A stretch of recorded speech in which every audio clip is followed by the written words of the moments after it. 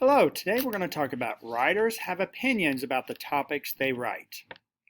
If you remember reading the book, I Love Guinea Pigs by Dick King Smith. Okay, what is the topic of this book? Think about it. The title says Loving Guinea Pigs. That's what this book is about. As I read a couple pages of this book, think about how the author, Dick King Smith, feels about guinea pigs. So I'm going to start with 5 and 6.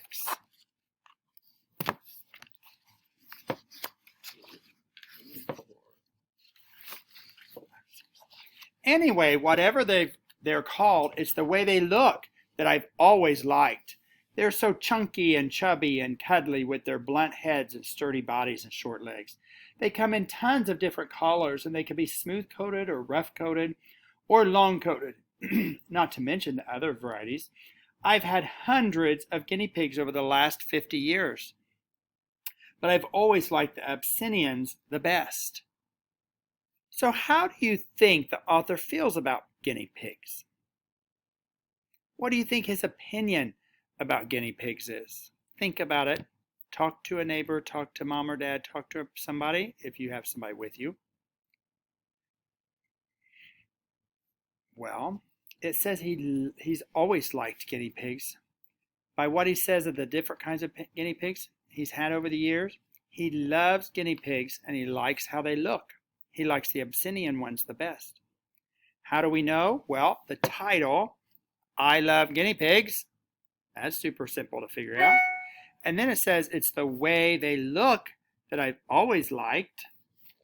Right here, the way they look, he's always liked. And I've had hundreds of guinea pigs.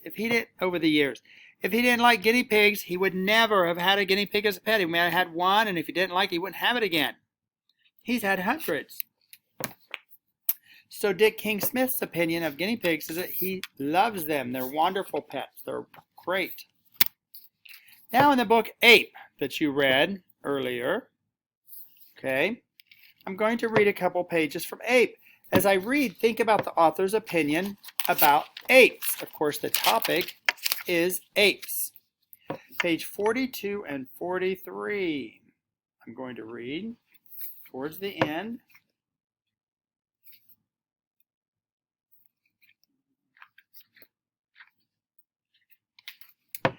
And the fifth kind of a great ape is, do you know who? You and me.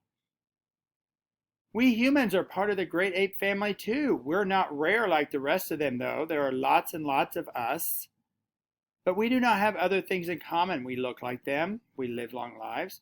We're all smart too, probably smarter than any other animals. We live long lives like they do and usually have only one baby at a time who takes years to grow up.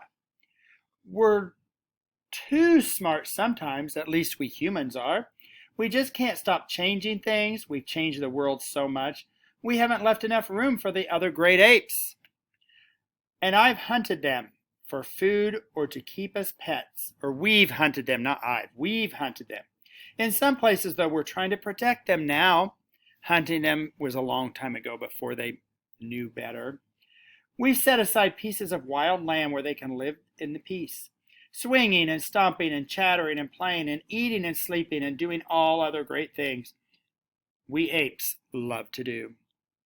So what I read to you tells his opinion.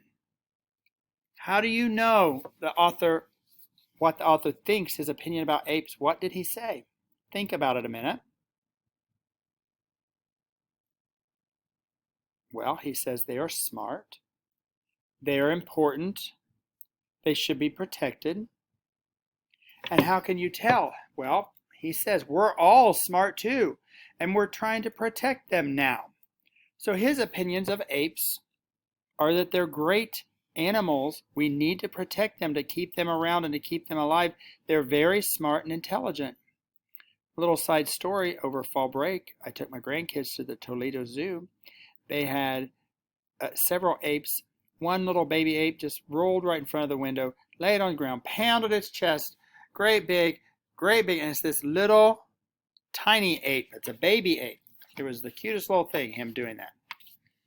Now, The next one I'm going to read is bats. Bats.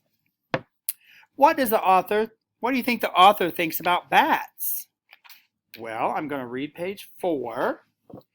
The same bat looks quite different when it is calm and not afraid. And when people look calmly at bats, they can learn that bats are gentle and intelligent and fascinating animals. Bats are among the most beneficial animals on earth. That's this page right here. Look at that bat. Looking at you. So his opinion is, Lawrence Pringle, that bats are gentle, intelligent, fascinating, and one of the most important animals, beneficial animals on earth. How do we know he feels that way? Because that's what he says. He says that they're gentle, that they're beneficial. Did you know bats eat their weight in mosquitoes and insects at night? That's how they're beneficial to us. So his opinion is that they're really great animals. So nonfiction authors often have opinions about what they're writing about. Most authors don't write about what they don't like. So if they have an opinion about animals or some certain thing that they don't like, I doubt if the author is going to pick to write about that. So for instance, Lawrence Pringle loves bats, likes bats, thinks they're interesting.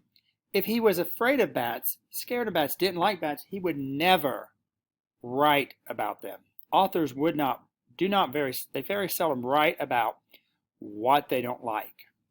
So most nonfiction authors, if they're the author of a book on a certain topic, they wrote about it because they like it. They love it. They think it's wonderful. They think it's great. That's why they chose the topic to write that book about.